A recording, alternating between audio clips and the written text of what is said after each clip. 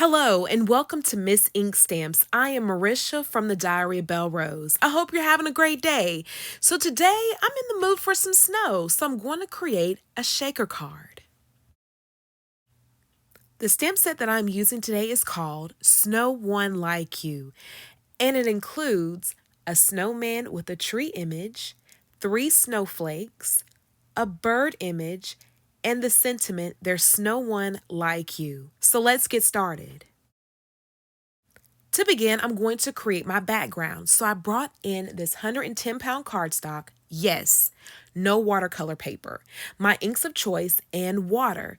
So I basically stumbled across this technique one day.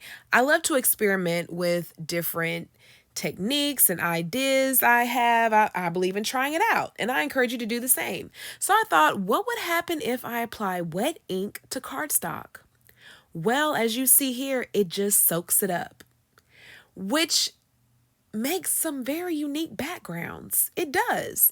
So right here, I'm just going to apply some heat, and then I'm going to bring in some more color and then just apply it. And as you see, it's just soaking it up. The paper is just soaking up the wet ink. It's really, really cool, guys. So I encourage you to try it out.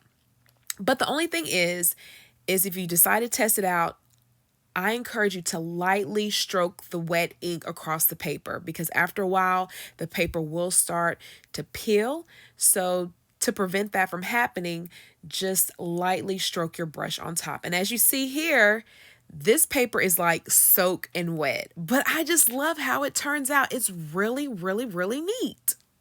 Once the paper has dried, I do apply some white pigment ink splatter to the back to give it a snowy effect, and there you have it. The background is done. Now it's on to the next step. Next, it is time to create a frame for my shaker card. So I brought in 2 rectangle dies.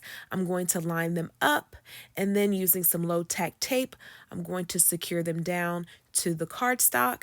Then after I run them through my die cutting machine, there you have it, a frame for my shaker card. I'm now going to bring in some adhesive tape and then attach it to the back of my frame. And then from there, I'm going to peel off the backing and then attach the acetate to the back of my frame, creating my window for my shaker card. I'm now cutting off the excess acetate, and then from there, it is on to the next step. It is now time to attach my background panel to my card base. My card base is an A2 standard size card, which is top folding, and it is cut down to 4 1/4 by 5 1/2 inches. I did use glue to attach my background to the card base, and then now I'm going to bring in some foam tape. I'm going to cut the tape down to little strips and then attach it to the frame of my window. Next, I'm going to bring in some sequin mix. I'm going to place it on the top of my panel.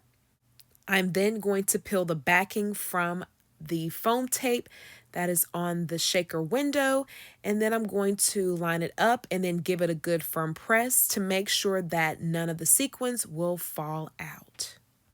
I did prepare the image and the sentiment off camera, so right now I'm going to add some adhesive tape to the back of the image. After I remove the backing, I'm then going to line up the image and then give it a good press to the front of the shaker card. I wanted to add some sparkles, so I brought in a Wink of Stella pen, and I'm going to add it to the snowman, the sentiment, and the snow on the tree.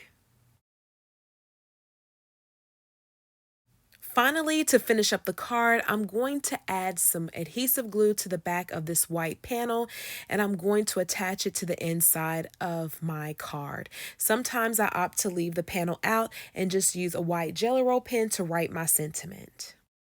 And there you have it. This card is done. Such a beautiful background with the snowman and the wintry scene. I am loving it. Thank you so much for joining me on today. I appreciate you so much. Don't forget to subscribe, click the thumbs up button and the notification bell. Thanks for watching and happy crafting.